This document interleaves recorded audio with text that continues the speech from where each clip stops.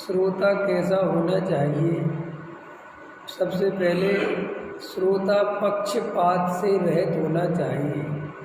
उसे किसी भी प्रकार का पक्ष नहीं होना चाहिए, वो मध्यस्थ होना चाहिए और उसे निश्चय व्यवहार का सम्यक ज्ञान होना चाहिए। अकेले निश्चय का पक्ष रखे तो भी सच्चा श्रोता नहीं, अकेला व्यवहार का पक्ष रखे तो भी सही श्रोता नहीं। और निश्चय और व्यवहार दोनों के बीच में मध्यस्थ होने का मतलब क्या है, ये जो गुरुदेव समझा रहे थे वो बहुत मार्मिक समझा रहे थे। उसमें वो ये समझा रहे थे कि स्वभाव के सन्मुख होना, द्रव्य की दृष्टि होना, त्रिकाली ध्रुव भगवान आत्मा का आश्रय करना, वो तो है निश्चय। ख्याल में है ना? स्वभाव के सन्मुख होना ये है निश्चय, वो है निश्चय का विषय। और जो पर्याय में वर्तमान में भेद है, राग है, कसाय है, ये जो पर्याय की स्थिति है, समझ में आया? उसका वर्णन, उसका कथन वो है व्यवहार। तो क्या समझा रहे थे कि व्यवहार की चर्चा आवे तो उसे स्वीकार होना चाहिए कि हाँ, ये पर्याय में ऐसी दशा है, ऐसा भेद है, ऐसे राग है, गुण स्थान है, चौथा, पांचवा, छठवा, सातवा भेद है, ये सब व्यवहार से स्वीकार है और ये पर्याय में ऐसी स्थिति है, इसमें कोई निषेध नहीं है। परंतु निश्चय ना भूले, परंतु ऐसा जानते हुए क्या जाने कि ये व्यवहार जानने योग्य तो है, ज्ञान के योग्य तो है कि हाँ है ऐसी स्थिति, लेकिन आश्रय करने योग्य, श्रद्धा करने योग्य, एकत्व करने योग्य नहीं है।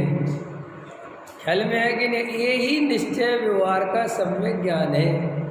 फिर वो ये कह रहे थे कि कुछ लोग क्या करते हैं कि केवल निश्चय का पक्ष बना लेते हैं और व्यवहार में पर्याय में राग है ही नहीं, पर्याय में जो स्थिति है भेद है ही नहीं, वो बिल्कुल वह पर्याय को पूरी तरह निषेध कर देते हैं। तो ऐसा निषेध करने वालों ने निश्चय नहीं पहचाना। जिनने व्यवहार का जो उसकी भूमिका के अनुसार जो व्यवहार है वो जो स्वीकार नहीं करते, पर्याय में राग है और स्वीकार नहीं करते, उन्होंने निश्चय को नहीं पहचाना। ये ले रहे थे गुरुदेव। और क्या कह रहे थे? दूसरे पक्ष वाले वो हैं कि जो निश्चय को स्वीकार नहीं करते, जो ये कहते हैं कि आत्मा शुद्ध है ही नहीं, आत्मा तो अशुद्ध है और आत्मा व्रतशील संयम साधना के द्वारा, क्रिया कांड के द्वारा शुद्ध किया जाता है।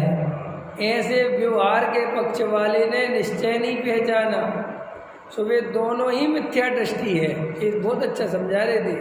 तो फिर क्या कह रहे थे कि ज्ञानी धर्मात्मा कौन है कि जो अपने त्रिकाली ध्रुव भगवान आत्मा का आश्रय लेने योग्य है, उसका तो आश्रय लेता है, उसमें तो अपनत्व करता है, उसे अपनी वस्तु मानता है और पर्याय में जो भी परिस्थिति है वर्तमान में, जो भी रागादि भाव है, जो गुणस्थान प्रमाण उसकी स्थिति है, चेतोत्तम ज्ञान है, उसे सब पर्याय दृष्टि से स्वीकार करता है कि ये अभी मेरी पर्याय में कमजोरी है।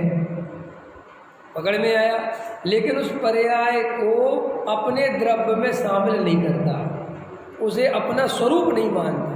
जैसे वर्तमान में हमें कोई बीमारी हो जाए, बुखार आ जाए, तो मैं आपसे पूछूं कि आपको बुखार है, तो आप क्या कहोगे कि बुखार है। लेकिन उसी समय श्रद्धान क्या है कि बुखार 1-2 दिन का है, मैं बुखार में नहीं हो गया हूँ, अभी 1-2 दिन में तो दवाई खा के ठीक हो जाएगा, बात खत्म हो जाएगी। तो देखो वहाँ अपने उस त्रिकाल स्वरूप का भरोसा और पर्याय में अभी बुखार है स्वीकार। ऐसे ही तो निश्चय और व्यवहार है। इतना बढ़िया ले रहे थे कि व्यवहार की चर्चा आवे तो निश्चय नहीं भूलना। जहाँ ऐसी चर्चा आवे कि व्रत पालो, नियम पालो, संयम से रहो, मुनिराज 4 हाथ जमीन देख के चलते हैं, मुनिराज कोई चींटी आ जाए तो पैर ऊंचा कर लेते हैं, ऐसा उपदेश आवे तो उसी समय निश्चय का भी ध्यान रहे कि मैं तो जड़ की क्रिया करने वाला हूँ ही नहीं, ये तो व्यवहार से कथन है, पर्याय की अपेक्षा कथन है, पर्याय दृष्टि से कथन है। मैं देखो इतना गजब हो गया। ये मोक्ष मार्ग है, ये सच्चा निर्णय करने वाला श्रोता है। और क्या ले रहे थे कि मिथ्या दृष्टि को भी नए नहीं होते और केवली भगवान को भी नए नहीं होते। समझ में? मिथ्या दृष्टि को नए क्यों नहीं होते? क्योंकि मिथ्या दृष्टि को वस्तु का स्वरूप ही पता नहीं है। ख्याल में वो निश्चय को व्यवहार मानता है, व्यवहार को निश्चय मानता है, किसी का कर्ता किसी को मानता है, तो उसके नए, इसलिए जो ये नए हैं ये ज्ञानियों के होते हैं और शुद्ध ज्ञान के उसमें पाए जाते हैं, ज्ञान में। समझ में आया? और ज्ञानी होना जरूरी है, क्योंकि जो व्यवहार है, व्यवहार को व्यवहार जैसा माने तो सम्यक ज्ञान, निश्चय को निश्चय जैसा माने तो सम्यक ज्ञान, व्यवहार को निश्चय का कारण माने। तो वहाँ श्रोता प्रश्न कर रहा था कि व्यवहार और निश्चय ने को दोनों को नहीं माने तो ख्याल में सीधी आत्मा पकड़ ले तो वो कह रहा पकड़ ही नहीं सकते।